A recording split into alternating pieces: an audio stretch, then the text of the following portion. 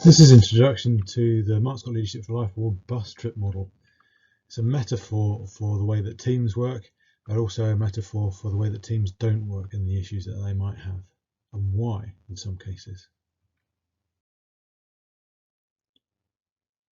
The bus itself and the occupants are metaphors for different areas of teamwork. Now, they describe all the parts of a working team and they illustrate team membership types and interactions. It's not exhaustive, but it will give you a hand with some of the common ways that people work in teams. So we'll start off with the bus and its component parts, and these are the parts that are required as part of an effective team. So first of all, we need the headlights. The headlights represent the plan. The headlights allow us to look ahead down the road and know what's coming up ahead of us so that we can steer towards it and change our direction around potholes and things like that. The plan reminds us that without the plan, without that vision, we're unable to see our destination. We might not be going in the right direction. We might think we should be going in one way, but we should be going in a different way because we can't see without the lights. The rear view mirrors, they allow us to look behind us.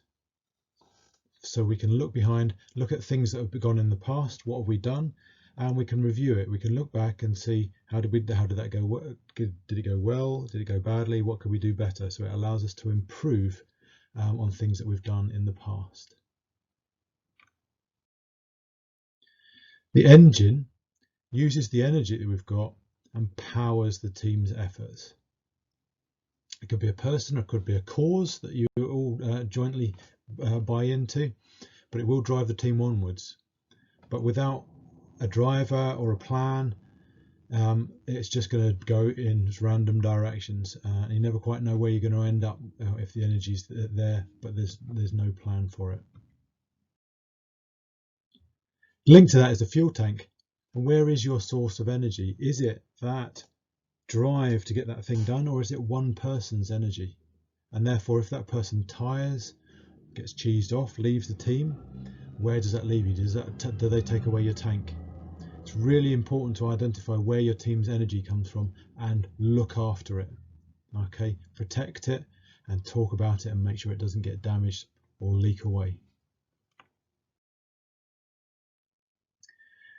The bus has an exhaust, and that represents negativity and disagreement. There is always some disagreement within a team, but what you've got to do is you've got to stick a pipe on the back and let it blow out the back.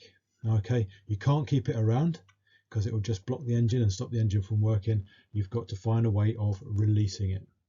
Okay, and part of this model is about that release. So you need to release the negativity so that you can move forward.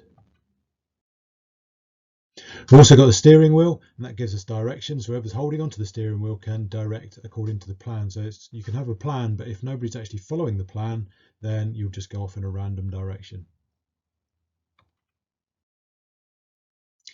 And some of the other parts, we've got a door, so that gives passengers and people the opportunity to get off for a moment, so they can stop the activity, park it, get out into the car park, have a discussion that's separate from that, so sort things out. So if you're having an issue with your team, park the project, step to one side, step out of the bus.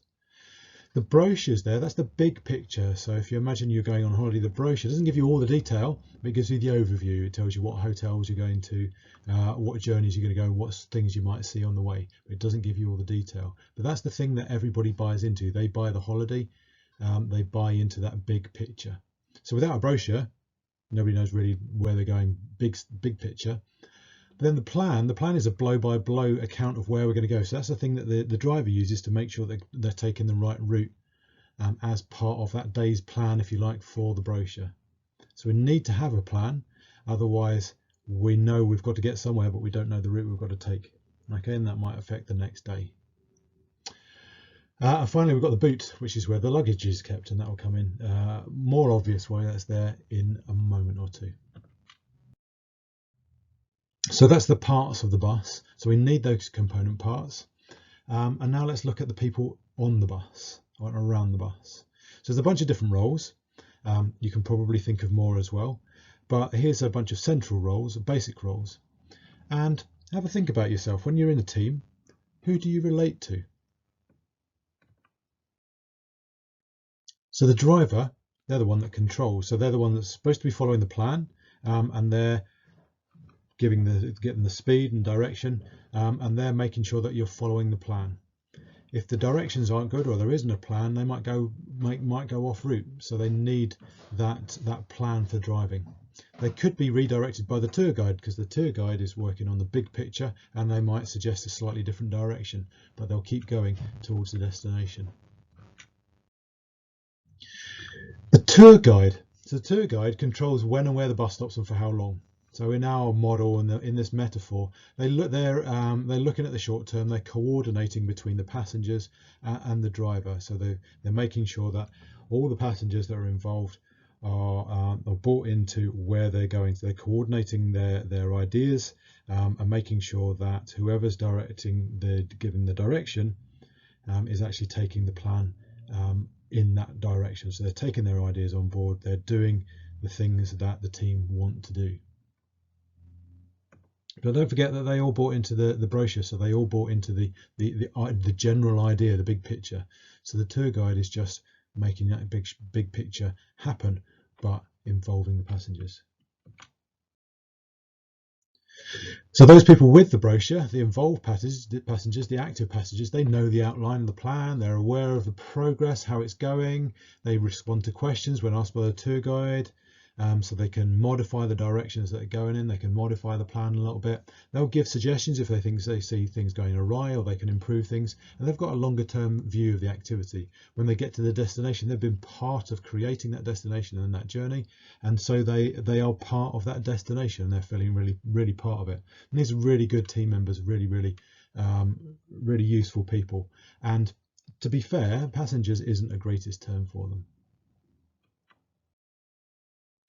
But we also have inactive passengers. So inactive passengers leave all the decision making to everybody else. They don't talk to the tour guide. They just sit there staring out the window.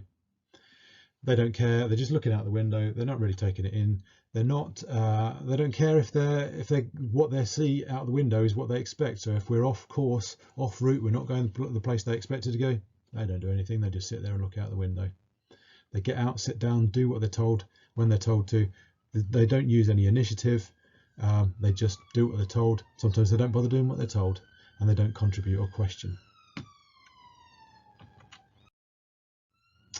The angry passenger, the guy on the back of the night bus. Nothing's ever right. They're always finding fault. This thing's not right, that thing's not right, that leader's not good, that coordinator's no good, the driver's rubbish, the road's good, the brochure didn't say we were going to be doing this. They do all of that, but they never offer solutions. And as a result, they make a lot of noise and make people feel uncomfortable, and they can really interrupt the communication. They're quite good at turning active passengers into inactive passengers. And then we've got the reluctant passenger, otherwise known as the prisoner. If it's easier to think about it that way, then their mates thought it'd be really funny if they'd throw them in the back of the bus and lock the boot just as the bus was leaving. So they never even wanted to be there on the bus in the first place. They don't really want to be there. They're not contributing from the boot because they can't be heard from the boot. They're just kind of going along there. And people know they're there and they're expecting them to contribute, but they don't even know where they are because they haven't got a window. They've got nothing to contribute. They're just totally not involved whatsoever. And we have the last one, the bus controller, the task sponsor, if you like. This is the person that commissioned the bus, that said, right, okay, this is a really good idea, thing to go into the brochure, this is something to sell to people.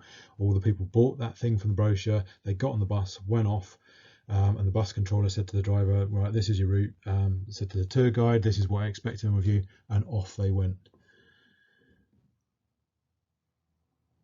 They've got no control, or very little control, once the bus goes, unless the bus driver or one of the passengers, somebody phones them up and says, we've got a problem, we've got an issue, we've got a difficulty. But they want that brochure thing to happen. They want that trip to happen. So they will give information, they'll help, they'll go and source other routes, do a bit of background reading, they'll do all of that sort of stuff as a servant, if you like, to the bus tour itself. But they can only do that when somebody from the bus gives them a call. They've even got the ability to make the bus change route. Who is the bus controller? The bus controller is the project coordinator.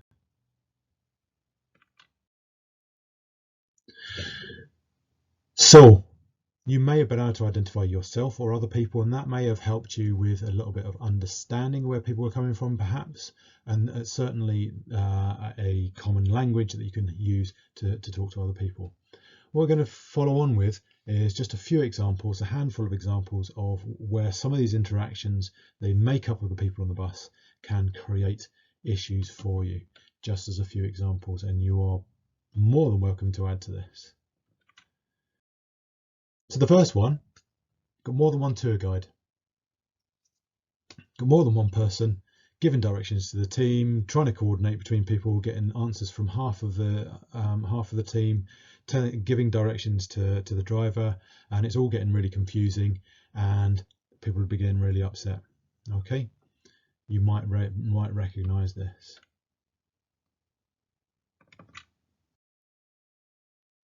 No tour guide whatsoever. So the driver is left to make it up as they go along with no one to talk to and little input.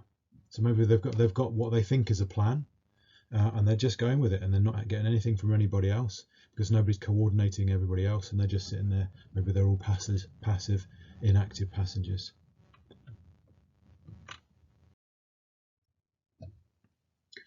We've got a tour guide and a driver, but no active passengers. So we've got a couple of people pushing to get things active, pushing to get things going, but the tour guide is getting a bit tired with constantly asking questions of the inactive passengers and getting nothing back. So eventually they just turn to the other person that is active, the driver. So they give it direction, and the two of them take the bus forward with a bunch of people just sat in the back staring out the window. In the end, the two of them have the bus trip that they want, not the bus trip that everybody wants.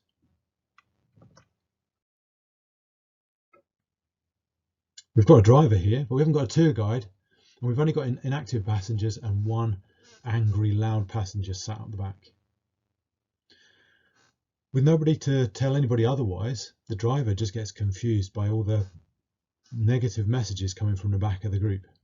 Okay, all the unhelpful directions coming off the back from the angry person, and that person's getting angrier and angrier because the driver is supposed to be just driving, so they're not supposed to be planning, not supposed to be coordinating the plan, and they're just trying to do the best that they can to stay on the road, and it causes a lot of conflict, and they don't get anywhere. Eventually the driver just has to pull over because they're unable to drive forward anymore.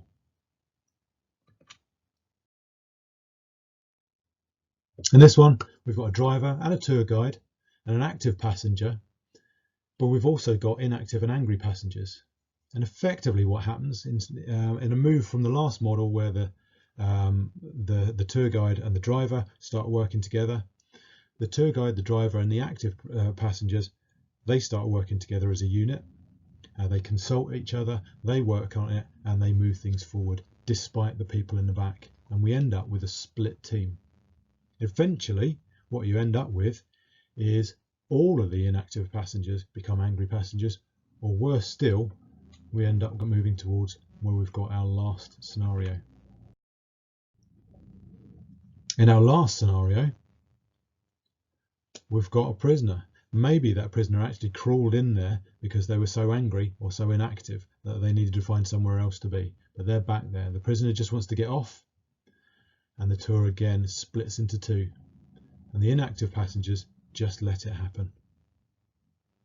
And here we take, in this example that you can see there, we've got 2, 4, 6, 7 people involved, but actually the team, the tour, the team actually only has the output of 3 people, and there's 4 people not putting into that effort, and so we get a much diminished result. The tour is nowhere near as good.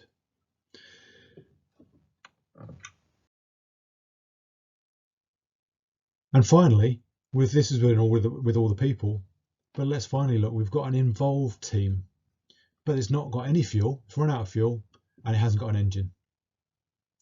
So although we've got everybody capable of having a great trip, of talking to each other, consulting with each other, planning, coordinating, moving in the right direction, they've got all of that stuff, but they're all just sitting there waiting for someone else to put the fuel in. Nothing happens. So what they've got to do is they've actually got to solve the problem of where does our energy come from? Is the thing that we're doing not exciting enough? Is it not fit what people really want? Do we need to change that? But where does the fuel come from? Where does the energy come into our team, into our project? Okay, so those are a few scenarios of things that might go wrong. Let's look finally at a couple of solutions. So we can use the understanding of what roles are being fulfilled and what ones aren't, and some of these issues, and your imagination to create other issues. And you can use that to create an understanding of what's going on in a team if it's not working really well. You should really consider who do you think you are, and then try and find out who other people think you are, because maybe there's a difference there, and that can help you create a common understanding. But remember, you're trying to find out rather than trying to tell people.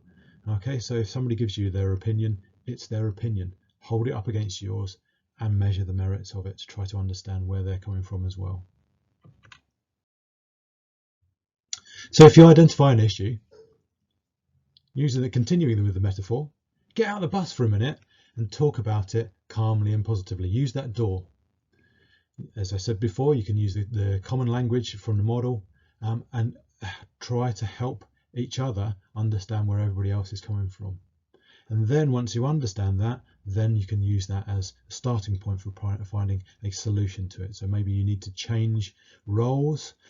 Maybe one person is taking on too many roles, or they're too strong in a role. Maybe other people are feeling left out for some reason. Maybe they're not into what the project group is doing, or maybe they're not feeling that they're being communicated with.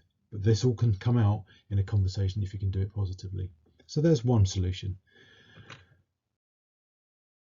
This always, don't forget, we introduced one of the characters there. We've not seen them yet, and here they are now. Get the bus controller to help before it gets out of hand. So when you're starting to get inactive people in that discussion, or you're starting to get angry people in that discussion, it's not working, get the bus controller out. They can help you come with a solution. Again, this is your project coordinator, your bus controller. Keep them involved, and they will help you keep your team working together, help you understand why people are behaving the way they are and how they can change that, and help you find solutions to the problems you've got within your team. Good luck, everybody.